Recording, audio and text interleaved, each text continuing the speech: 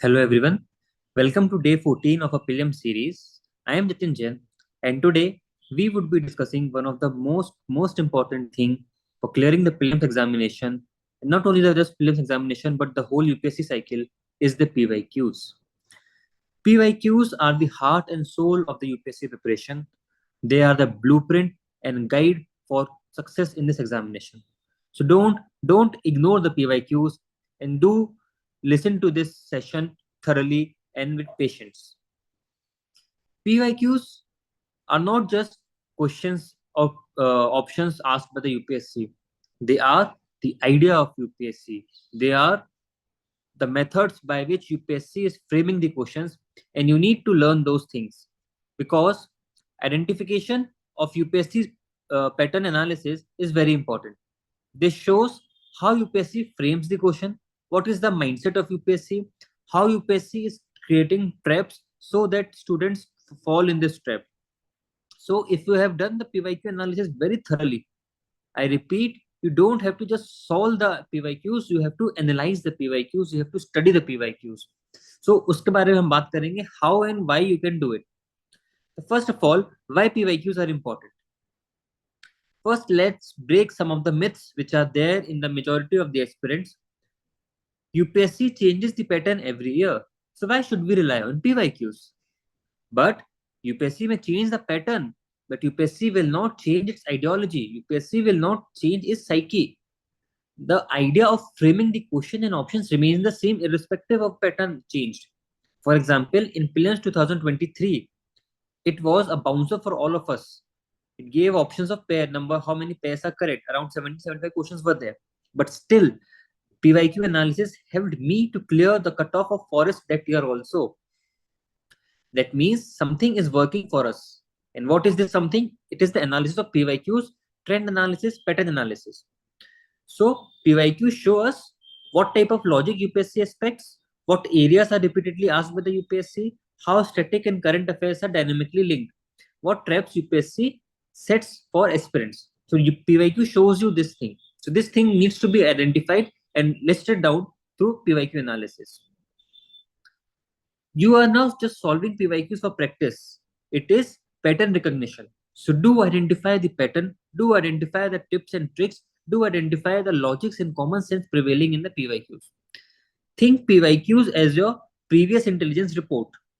PYQs as your previous intelligence reports, the intelligence gathered through the PYQs from the previous attempts set by the UPSC. That intelligence becomes very, very handy for you to clear the prelims cutoff. Next thing, how do you need to analyze the PYQs? PYQ analyze करने ये तो बता दिए कैसे करने हैं. We will discuss upon those things. Don't just need to solve the PYQs. First step, don't just check the answer. What is the correct answer? You know the answer. आप आगे बढ़ गए. No. Visit the question, revisit the question again, read each and every word of the question, reach each and every option, think logically, think why this question has been asked by the UPSC, what concept has been asked by the UPSC, what UPSC wants to check, why is this relevant, from which part of the syllabus it is there, will it impact the India in one way or the other, why this thing is significant, and do remember the year also. Maybe something may be significant in that year which may not be significant in the current scenario. So you should have the smart work to analyze why UPSC has asked those questions. What made the wrong options look correct? What was the trap behind it? How UPSC framed the options? All those things you have to analyze. Don't just solve the question, know the answer, and move ahead. You have to spend time in the question. You have to identify the pattern, identify the logics fitted behind the question. UPSC just have one task to frame 100 questions in 1 year. So there is a thorough method, a thorough ideology behind framing those 100 questions. So you need to identify those things. Second, segregate the questions by topic. For example, the question comes from which topic, so that you have a bare idea in a particular subject which are the subtopics which are very, very important, which are frequently asked by the UPSC. For example, in history, Jainism, Buddhism, modern history, Gandhian era, historical terms, in polity, parliament, president, constitutional, non-constitutional body, constitutional amendments. Similarly, if for each and every subject, segregate the topics and subtopics from where UPSC is framing the questions. You should have those lists. Third, group questions by pattern. See the pattern analysis. For example, similar options are correct. For example, incorrect options, correct, not correct, which is correct, which is not correct. 2 statement, 3 statement type MCQs, tabular format, match the column types question. Group them together, see the pattern, see the analysis, how UPSC is giving the answer, what is the trend of UPSC in such type of questions. Always try to link current affair with the static. This will help you why UPSC is asking those questions to navigate that challenge. Always link current affair with static, think the answer, apply the logics, apply the common sense. Then you will be able to clear the cutoff. Next thing, subject-wise strategy for using PYQs. Now you have to analyze each and every PYQ which is important. Subject-wise, what are the key areas? What are the key prominent areas from where UPSC is framing the question? What are the important themes? What are the important personalities or important ideas from where UPSC is framing the questions? For example, polity has a very repetitive theme. Each year, UPSC asks questions from particular areas of polity only. You have to identify those things, revise those things multiple times so that you are not committing silly mistakes in those topics. That is very, very important. UPSC has a very big obsession with PYQs, with constitutional articles, their bodies, something is defined in the constitution or not, Article 21, Article 14, Article 19. What is the definition of constitution? It is a favorite question of UPSC. It has been asking this question in a way or the other for the past 6 to 7 years, each and every year, and answer is same. It is the power to limit the government.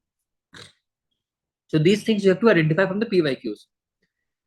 For environment section, UPSC loves the themes: protected areas, laws, species, environmental laws, conservation acts, conservation laws, bodies, water bodies, pollutants, pollutants and their effect, their categorization into different categories, their consequences, their harms, and what are the ways to protect them. So all these things are important in environment. In economy, it is blend of static and current effect.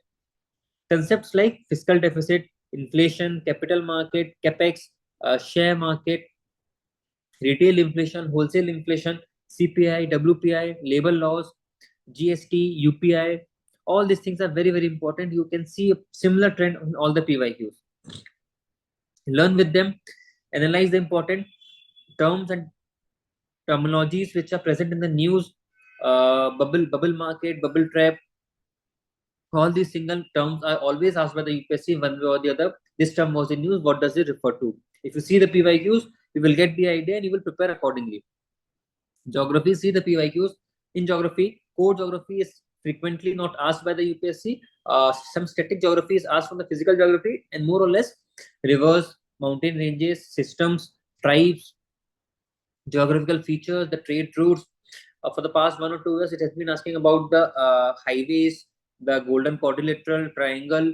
All these things are asked by the UPSC, but they are not very prominent themes. You should not invest very much time on those things. You need to invest quality time identifying the PYQs, which will give you cost benefit ratio. Snow, rainfall, rivers, sand, all these things are very important. In history, art and culture PYQs, repeated themes, ancient history, modern history, repetitive temple architecture from southern India, northern India. Vijayanagar is a very important theme. Chola Kingdom is a very important theme. Medieval India, Mughals, Akbar is very important for UPSC. So you have to identify those things. Science and tech, mostly it is application based. Futuristic technology is being used, and most of the answer are positive way, which are very positive in nature. So you can apply this logic also positive and negative things. And see how you should integrate your PYQs in your preparation. PYQ should be a part of your strategy of your preparation phase since starting.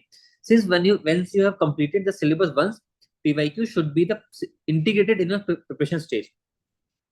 Every day, at least give 1 or 1.5 hour for PYQs.